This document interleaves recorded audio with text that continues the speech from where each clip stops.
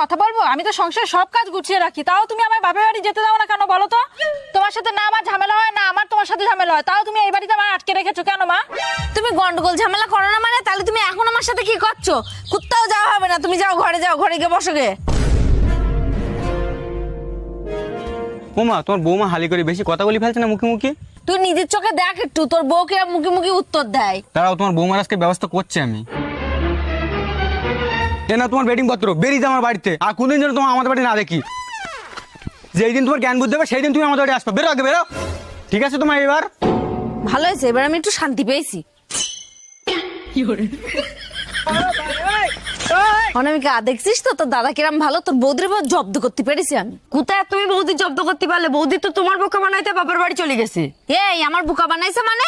বৌদি বাপের বাড়ি যাবে বলে দাদার অনেকদিন তো বলছিল। ও পাঠাইতেছে দাদা এবার বুদ্ধি করে বৌদির বাপের বাড়ি। কাকিমা, আমি অন্ধ, চোখে দেখতে পাই না, তো 10টা টাকা দেন। মা, ও তো দেখছি এক চোখে দেখতে পাও, তো বন্ধ না তো কানা।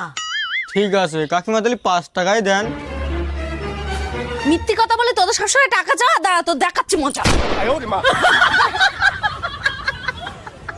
বেড়ে যা তুই এই বাড়িতে, এই বাড়ি থাকা তোর কোনো যোগ্যতা নেই। ওমা, কি হয়েছে গো? তোর বউর বল আমার চোখের সামনে তোর জন্য এক্ষুনি বেড়ে যায়। কেন, কি দোষ করেছে তোমার বৌমা? বাড়ি যদি আমি একটা কথা বলি, তোর বউ আমার একটা কথাও শোনে না। আমি যতদূর জানি তোমার বৌমা তোমার সব কথা শুনি চলে। এমন কোনো দিন নেই যে তোমার বৌমা তোমার কথা শুনি চলে না। এই তুমি বাড়ি থেকে চলে যাওয়ার কথা বলছো কেন? আমরা যদি বাড়ি থেকে চলে যাই তাহলে তো আমি না খেয়ে মরে যাবো। তুমি এত টেনশন করছো কেন? আজকে না আমার কাছে কাজ নিতে কি হয়েছে কি? আমরা যখন বাইরে যাবো তখন দেখবেন শুধু কাজ আর কাজ, আমাদের কোনোদিন খাওয়ার অভাব হবে না। তা তুমি এতদিন বাইরে যেতে পারলে না, বাড়ি বসে বসে খাচ্ছিলে কেন? তোমার জন্যই তোমার কাছে এত কথা শুনতে হচ্ছে। তোমার তো আমি অনেকদিন আগের থেকেই বলেছি ওর বাড়িতে তাড়াই দাও।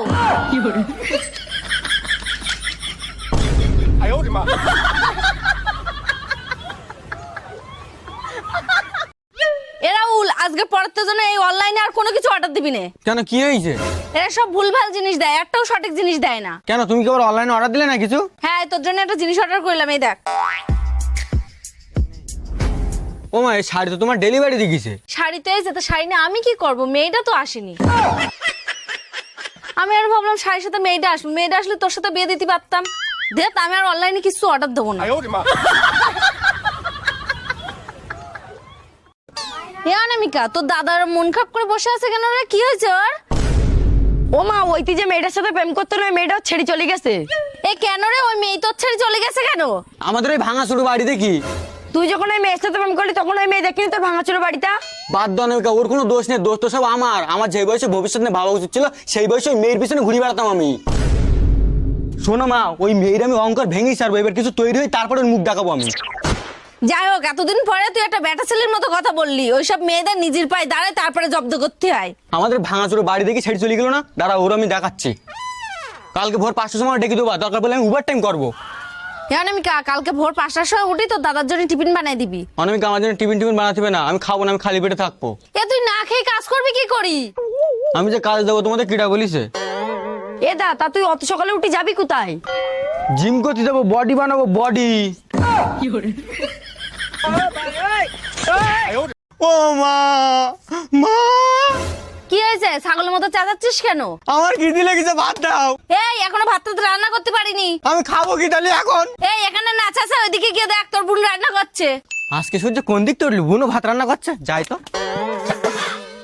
যা না থালা নে, গিলি না বুঝতে পারবি। हे प्रभु हे हरि राम कृष्ण जगन्नाथ प्रेमानंद ये क्या हुआ? কি করছিস তোরা?